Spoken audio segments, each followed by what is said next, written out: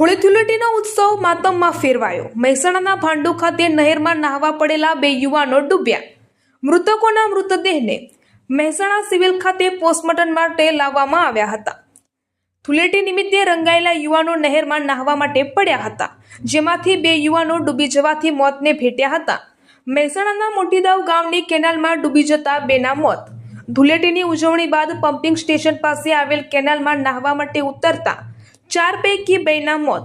સુજલામ સુફલામ યોજનાની કેનાલમાં ડૂબી જતા મોત।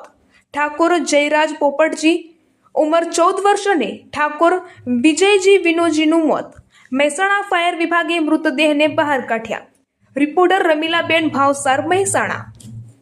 ઓળખ આપો અને આજે શું બનાવ બન્યો તો તમારે અત્યારે સિવિલ હોસ્પિટલમાં આવવું પડ્યું? મારું નામ લાભુજી કાંતિજી ઠાકોર, ગામ ભાંડુ।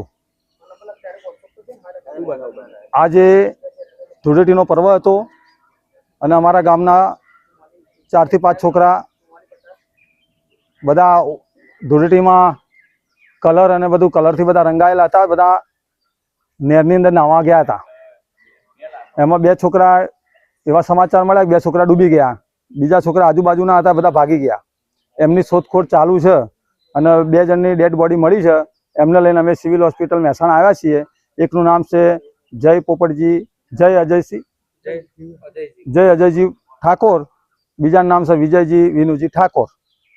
કુલ અત્યારે કેટલા પડેલા હતા એમ નહેરમાં? કુલ તો આજુબાજુ ગામડાના ત્યાં જે ચોકિયાત હતા એમનું એવું કહેવું હતું કે 14 થી 15 છોકરા નહાતા હતા ત્યાં, પણ 2 છોકરા ડૂબ્યા।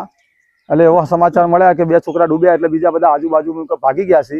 આજુબાજુના ગામડાના હતા એટલે કોઈ ત્યાં ભેગા નહીં મળ્યા, પણ જે નજીક મહેલાના હતા એ છોકરા ભાગી ગયા છે। એ લોકોની શોધખોળ ચાલુ છે। 2 જણની ડેડ બોડી મળી છે।